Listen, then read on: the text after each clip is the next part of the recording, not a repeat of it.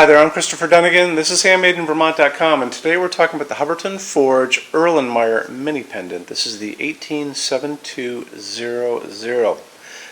They call it a mini pendant, but it's actually a good-sized pendant. You can use it in a lot of different applications. Why don't we get over this is the glass for it, obviously. Why don't we go over the height of the fixture body itself, and that's going to be the bottom of the fixture, including the glass, but not including the telescoping rods, which we'll get into in just a sec. So, height of the fixture body itself is 13.5 by 6 by 8.1. You actually have the width of the glass and you have the width of the metal, and that's going to give you those two different measurements plus your overall height. Not overall height, but height of the fixture body is 13.5. That's from the bottom of the glass to where the telescoping rods start, or telescoping rod starts. So why don't we get into the telescoping rods while we're here. So if you guys are familiar with Hubbardton Forge, they have a patent on this whole telescoping rod system. This is going to come with this little hex wrench. There's a little hex nut right there, and this is called a clutch. And what that does is the screw, the hex screw, goes in and it presses against a plastic friction sleeve, which causes this telescoping rod, this one is smaller than this one, to not be able to go up and down. But when you back that out a little bit, it releases that and allows this telescoping action. That's going to give you an adjustable range. And you'll notice on our website in the pull-down menu, it's going to give you 3 different adjustable ranges that you can choose from. My job is to help get you the one that's correct for your needs. Good thing to do, give a call, measure your ceiling, and don't guess, just really measure it. Give a call and we can kind of go over what you guys are doing. And I think that's important on this fixture because it is clear glass, and sometimes you don't want a piece of clear glass with a bright bulb right in front of your eyes. So I like to talk to people about this fixture, and really any of the fixtures, but this one specifically, and ones with clear glass. So we talk about glare, because a lot of people are going to be using this over a kitchen island, and you know, if you have it bright enough to put enough light on the island, you may be staring at a bulb through that clear glass. So we're going to kind of touch on all that kind of stuff. So let's talk about the adjustable ranges you can get. And that's really, now we're talking about overall height. That's from the bottom of the fixture to the ceiling. So the short is going to give you the short range, 35.5 to 43.4. The standard is 41.7 to 49.7.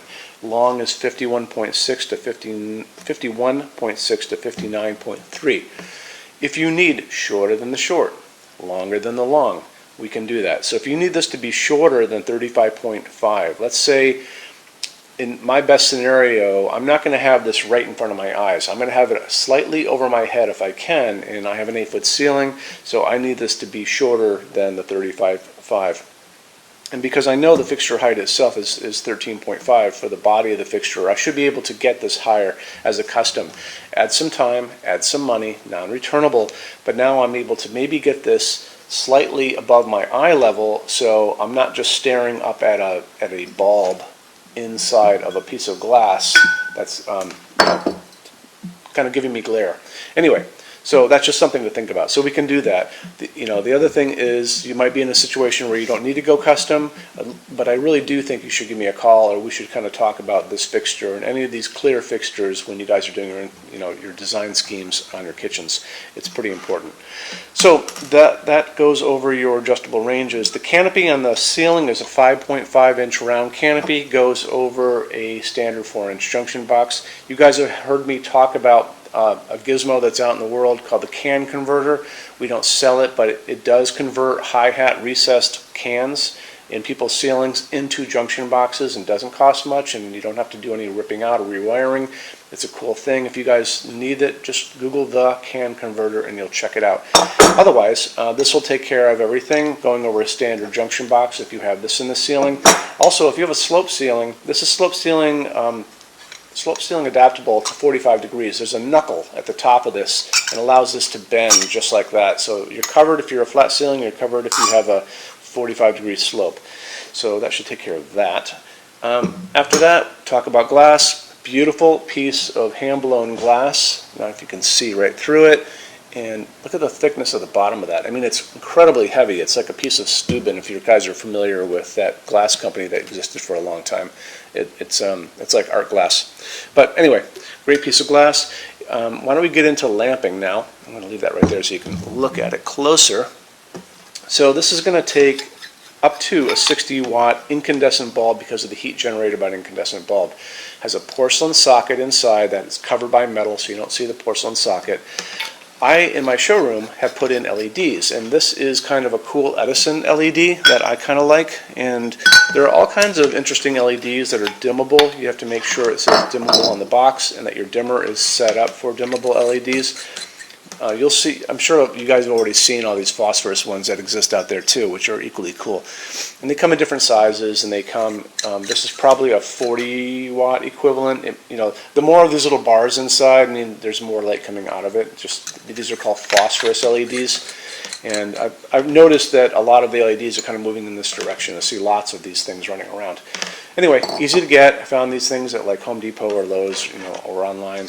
So just check them out. And you can put also what's called a PAR 20 reflector, and that's what Hubbardton Forge has in their image on this. And what that does is it just forces light down, puts a lot of task lighting straight down. You may want to go in that direction if you are going to have this thing right in front of your eyes. And those PAR 20 bulbs are kind of shielded on the outside, and they just produce light down. It's just a matter of if you like the look of that bulb. But that will actually do the trick of keeping the glare out of your eyes, so that's one way to go.